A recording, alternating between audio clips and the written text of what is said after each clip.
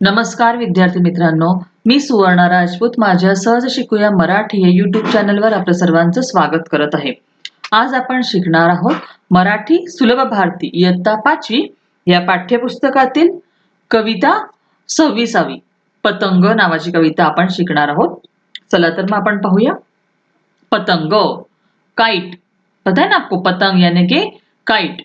पहिले कविता वाचून घेऊया आणि त्यानंतर आपण त्याचं स्पष्टीकरण करूया. चला तर मी आता तुम्हाला कविता वाचून दाखवते, तुम्हीही माझ्या मागे म्हणा. पतंग उडवू चला गड्यांनो, पतंग उडवू चला. रंग ढगावर मावळतीचा, लाल पिवळसर किती मजेचा. झुळझुळ वारा नदी काठचा, बाजूस डोंगर माळा. पतंग उडवू चला गड्यांनो, पतंग उडवू चला. करू चला या सुरुवात बरोबर, सोडा सोडा रीळ भराभर. पतंग चढवा हे वाऱ्यावर, ढगास भेटायला. पतंग उडवू चला गड्यांनो, पतंग उडवू चला. मऊ मऊ वाळूत पाय रोवनी, देऊन झटका दोरा ओढुनी. पतंग जातील वरवर चढुनी, पंख नको त्याजला. पतंग उडवू चला गड्यांनो, पतंग उडवू चला. जशी पाखरे आभाळात, पंख पसरुनी तरंगतात. दिसतील तैसे पतंग रंगीत, खेळ किती चांगला, खेळ किती चांगला. पतंग उडवू चला गड्यांनो, पतंग उडवू चला. कवी आहे ज्ञा पुराणे. तर ही कसली कविता आहे? पतंग उडवण्याचा हे सगळी मुलं आनंद घेत आहेत. तुमच्यासारखी बघा छोटी छोटी मुलं आहेत सॉरी, ती काय करत आहेत?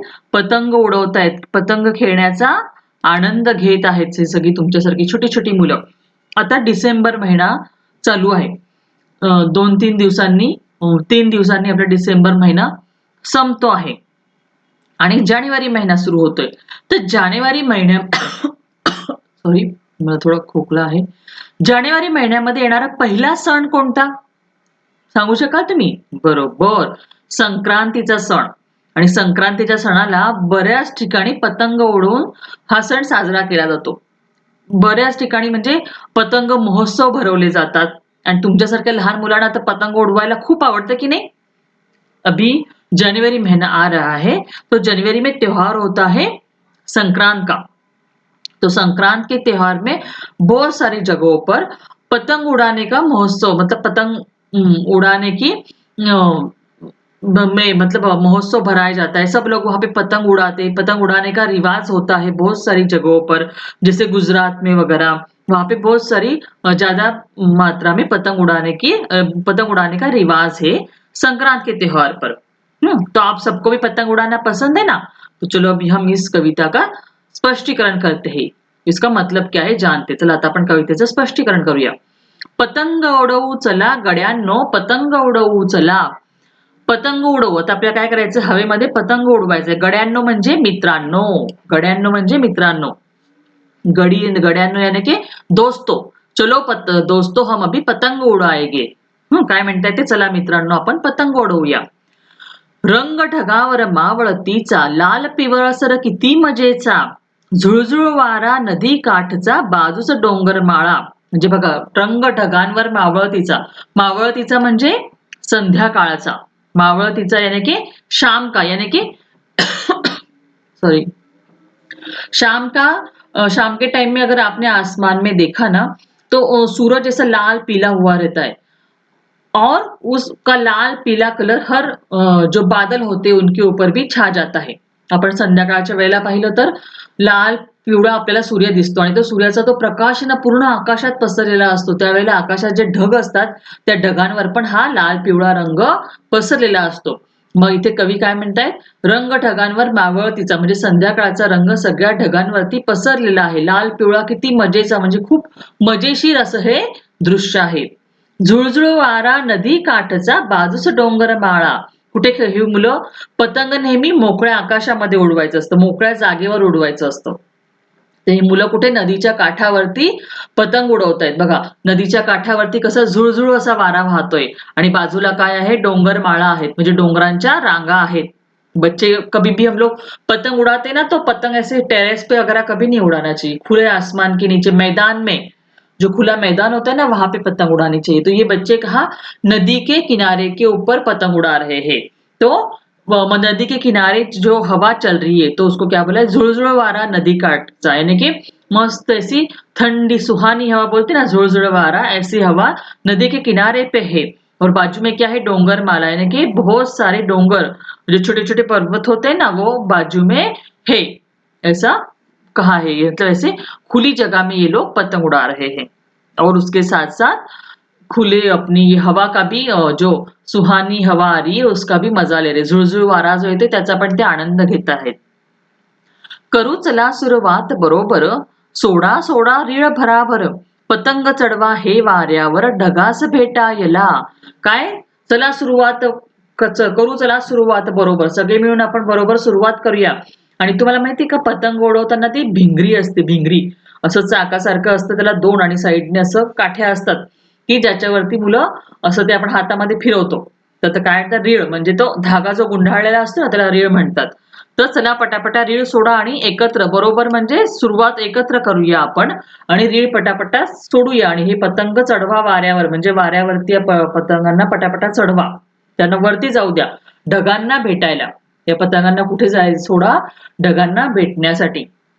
यहाँ पे क्या, चला शुरुआत करूया बरोबर, यानी कि सब मिलके एक साथ शुरुआत करेंगे, बरोबर यानी मिलके शुरुआत करेंगे। आणि रीढ़, जो भिंगरी होती है ना पतंग को ये उड़ाने के लिए हम लोग बांधते, तो उसको जो धागा बंधा हुआ होता है ना तो उसको रीढ़, तो जल्दी सब लोग उस रीढ़ को खुला छोड़ो, यानी कि पतंग ऊपर ऊपर जाएगा हवा में, वारा यानी कि हवा में वो उसको ऊपर ऊपर भेजो, कहा ढगाना भेटायला, यानी बादलों को मिलने के लिए ये पतंग जल्दी जल्दी इसको ऊपर भेजो। मऊ मऊ वाळूत पाय रोवूनी, देऊन झटका दोरा सोडूनी, पतंग जातील वरवर चढूनी, पंख नको त्याजला। काय म्हटले, मऊ मऊ वाळू, नदीच्या काठावरती जी वाळू आहे ती कशी मऊ मऊ वाळू आहे। हळूच झटका, तुम्ही कधी पतंग उडवलाय का, आपण जसा पतंग सोडतो ना तर त्या हळूच असं खाली ओढतो, असं झटका देतो, असं हळूच त्याला झटका द्या दोरा ओढून, असं केल्यावरती पतंग आणखीन वर वर वर वर जातो। पतंगाला पंख नको असतात वरती उडण्यासाठी, बिना पंखांचाच पतंग उडत असतो। त्याजला म्हणजे त्याला, त्याजला म्हणजे काय, त्याला। जो नदी के किनारे जो वाळू है, इसे मऊ मऊ वाळू में, जो सॉफ्ट सॉफ्ट, मऊ मऊ यानी कि सॉफ्ट सॉफ्ट जो रेत है उसके अंदर पाए हमारे पैर डाल के हम लोग क्या करेंगे, धीरे से वो जो पतंग का धागा होता है ना, काय म्हणतो आपण त्याला, मांजा म्हणतो, मांजा। तो वो जो पतंग का धागा होता है ना मांजा, उसको धीरे से ढील देना, क्या बोलते हैं, दोरा खींचना यानी कि ढील देना। तो ढील देके हम जैसे ढील देते हैं तो पतंग क्या होता है और ऊपर जाता है, पतंग आणखीन वरती जाणार आहे। पतंगाला वरती जाण्यासाठी यानी पतंग को ऊपर जाने के लिए कोई भी पंखों की जरूरत नहीं है। त्याजला यानी त्याला, उसको। जशी पाखरे आभाळात पंख पसरुनी तरंगतात, दिसतील तैसे पतंग रंगीत खेळ किती चांगला। जसे पक्षी आभाळामध्ये उडतात की नाही, असे पंख पसरवून तरंगत असतात, आपल्याला काय वाटतं पक्षी उडतात, आपण खालून पाहतो आपल्याला काय वाटतं की ते तरंगतायत हवेमध्ये, बरोबर। तसेच हे रंगीबेरंगी पतंग सुद्धा आपल्याला हवेमध्ये वरती तरंगताना दिसतील। किती चांगला हा खेळ आहे, किती छान हा खेळ आहे। आभाळ म्हणजे आकाश, आभाळ यानी की आकाश, तरंगणे म्हणजे हवेमध्ये उडणे, तरंगतात म्हणजे काय, हवेमध्ये उडतात। म्हणजे जसे पक्षी पाखरं जे आहेत ही हवेमध्ये आपल्याला उडतायत, तरंगताना दिसतायत, त्याचप्रमाणे हे रंगीबिरंगी पतंग पण आपल्याला हवेमध्ये तरंगताना उडताना दिसतील। हा किती छान खेळ आहे। क्या होता है यहाँ पे, जैसे पाखरे यानी कि पंछी, पंछी जैसे हवा में उड़ते हैं ना, तो वो जैसे उड़ते लटकते हुए दिखते हैं हमको, तो उसी तरह से ये सब पतंग भी हमें हवा में उड़ते हुए दिखेंगे, लटकते हुए देखेंगे। एकदम रंगी बिरंगी आसमान में बहुत सारे पतंग अगर एक साथ उड़ते तो बहुत खूबसूरत दिखता है, पंछियों के जैसे वो दिखते हैं। तो ऐसे रंगी बिरंगी पतंग हमें भी आकाश में दिखेंगे। ये कितना अच्छा खेल है, खेळ किती चांगला, ये कितना अच्छा खेल है, इसलिए सभी बच्चों को पतंग उड़ाना बहुत अच्छा लगता है। सगळ्या मुलांना पतंग उडवायला आवडते। चला समजली का कविता। आता आपण लगेच स्वाध्याय पण सोडवून घेऊया। शब्दार्थ पाहूया। त्याजला, त्याला, आभाळ, आकाश, तरंगणे म्हणजे हवेत उडणे। चलो अभी हम लोग स्वाध्याय भी सॉल्व कर लेते हैं। प्रश्न पहिला, एका वाक्यात उत्तरे लिहा। ओ सूर्य सॉरी सूर्य मावळण्याच्या वेळेस ढगांवर कोणता रंग दिसतो? तर सूरज जब ढलता है तब कौन सा रंग दिखता है? लाल पिवळसर. सूर्य मावळण्याच्या वेळेस ढगांवर लाल पिवळसर रंग दिसतो. असं एका वाक्यात उत्तर लिहा आहे पूर्ण. इथे जागा नसल्यामुळे मी तुम्हाला फक्त असं दिले. काय लिहायचं? सूर्य मावळण्याच्या वेळेस ढगांवर लाल पिवळसर रंग दिसतो. फक्त कोणता शब्दाच्या ऐवजी लाल पिवळसर शब्द टाका इथे. आलं लक्षात? पतंग कोणासारखे तरंगतात? जशी पाखरे आभाळात पंख पसरून तरंगतात तसे पतंग तरंगतात. म्हणजे पतंग पाखरांसारखे तरंगतात. पतंग कसे तरंगतात? पाखरांसारखे तरंगतात. प्रश्न 2. विरुद्ध अर्थाचे शब्द माहित करून घ्या आणि लिहा. तर ऑपोजिट वर्ड्स लिखणे. चढणे, उतरणे, ओढणे, सोडणे, मावळणे, उगवणे, मऊ, कठीण, चांगला, वाईट, भराभर, हळूहळू. प्रश्न क्रमांक 3. खालील शब्दांना सर शब्द जोडून नवीन शब्द तयार करा आणि लिहा. म्हणजे बघा, पिवळा ते त्याला सर जोडून पिवळ सर. आलं लक्षात? क्या करना है? पिवळा शब्द है तो उसको सर शब्द जोड़ना है और नया शब्द तयार करना है. जसं काळा काळसर, निळा निळसर, लाल लालसर. आलं लक्षात? आता प्रश्न 4. मोकळ्या जागी कवितेतील योग्य शब्द लिहा आणि कडव्यांचा अर्थ समजून घ्या. आपल्याला काय करायचं इथे? ज्या रिकाम्या जागा आहेत त्या भरायच्या. फिलिंग द ब्लँक्स जो है वो हमें कविता में देख के भरनी है. जशी पाखरे आभाळात पंख पसरुनी तरंगतात, दिसतील तैसे पतंग रंगीत, खेळ किती चांगला. हे बघा, आपल्याला ह्या कडव्या तिकडे दिलेलंच आहे. हे कडवं दिलेलं आहे आपल्याला. जशी पाखरे. ह्या कडव्यात ते उत्तर आहे. लास्ट जो ये कविता का जो ये जो पैराग्राफ है ना लास्ट वाला, इसके अंदर ये आंसर है. तो आप ध्यान में रखना. आलं लक्षात? चला पुढे जाऊया. प्रश्न क्रमांक 5. सगळ्यांच्या आवडीचा प्रश्न. तुम्हाला आवडणाऱ्या 5 खेळांची नावे सांगा. तुम्हाला आवडणारे 5 खेळ कोणते आहे सांगा. जसं आता मी टाकलेले cricket, football, basketball, swimming, cycling. बरोबर की नाही? हे मला आवडणारे खेळ. तुम्हाला कोणते खेळ आवडतात ते तुम्ही टाका. आपको कौन से 5 खेल अच्छे लगते वो आप यहाँ पे लिख सकते हो. प्रश्न 6. हे शब्द असेच लिहा. असेच्या असे लिहायचे. डिक्टेशन वर देख के ऐसे कैसे लिखना है. झुळझुळ, रीळ, पिवळसर, पतंग, रंगीत. प्रश्न 7. खालील शब्द वाचा आणि आणखीन तसे शब्द लिहा. आता हे शब्द दिलेत, अजून तसे शब्द लिहायचे. जसं पळापळ, रडारड, पडापड, तर झटापट, रपारप. रपारप चालणे म्हणजे जोर जोरात. रपारपचा अर्थ काय? तो जोर जोरात. पटापट ते पण फास्ट. पटापट. मऊ मऊ, वरवर, कळकळ. मग सळसळ, झुळझुळ, तुरुतुरु, सरसर, भरभर. आलं लक्षात? रडत कडत, हसत खेळत, वाजत गाजत, वेडे वाकडे, झाडे झुडपे, मागे पुढे, वर खाली, इकडे तिकडे. अशा पद्धतीने हे शब्द इथे आपल्याला लिहायचे. प्रश्न 8. समान अक्षराने शेवट होणारे कवितेतील शब्द लिहा. म्हणजे हा जो शेवटचा जो अक्षर आहे ना हे सारखं असलं पाहिजे. असे कवितेतले शब्द शोधायचे. मावळतीचा, नदी काठचा. हे बघा, हे शब्द समान आहेत. बरोबर, र, भर भर, र. रोवणी, चढुनी, आभाळात, तरंगतात. आलं लक्षात? यमक जोड़णारे शब्द है. ये क्या है? रैमिंग वर्ड से जो लास्ट अक्षर है वही अक्षर सामने वाले अक्षर में भी लास्ट आना चाहिए. आणि हे कवितेतूनच लिहायचे. आता पुढे काय आहे? गोलातील शब्द जोडून वाक्य बनवा. आता हे बघा किती सोपं आहे. चेंडू, झेलणे. मी चेंडू झेलतो, शिवानी चेंडू झेलते. चेंडू टाकणे. सचिनने चेंडू टाकला. इथे काय वाक्य येईल? सचिनने चेंडू टाकला. तुम्ही तुमच्या मनाने काही वाक्य बनवू शकतात. आप आपके मन से कोई भी वाक्य बना सकते हो. किंवा मी जे सांगते ते ऐका आणि लिहून घ्या. सचिनने चेंडू टाकला. विकासने चेंडू फेकला. विकासने काय केले? विकासने चेंडू फेकला. दुकानदारने चेंडू विकला. दुकानदाराने चेंडू विकला. बाबांनी माझ्यासाठी चेंडू विकत घेतला. बघा, बाबांनी माझ्यासाठी चेंडू विकत घेतला. पकडणे, दादाने चेंडू पकडला. काय? दादाने चेंडू पकडला. रमाने चेंडू हवेत उडवला. उडवणे म्हणजे सॉरी, हवेत उडवतो ना आपण. रमाने चेंडू हवेत उडविला. उचलणे, किशोरने चेंडू उचलला. काय? किशोरने चेंडू उचलला. हे जे क्रियापद आहेत यांना जोडून तुम्हाला वाक्य बनवायची आहेत. मी सांगितली ती ऐकून लिहिली तरी चालतील किंवा तुमच्या मनाने लिहा. ये जो क्रियापद है इनके सहारे आपको क्या करिए, जो क्रिया है उनके सहारे आपको चेंडू के साथ एक क्रिया जोड़ के सेंटेंस बनाना है. आप आपके मन से भी लिख सकते हो या मैंने जो बोले हैं वो वीडियो स्टॉप करके पॉज करके आप सुन के लिख लेना.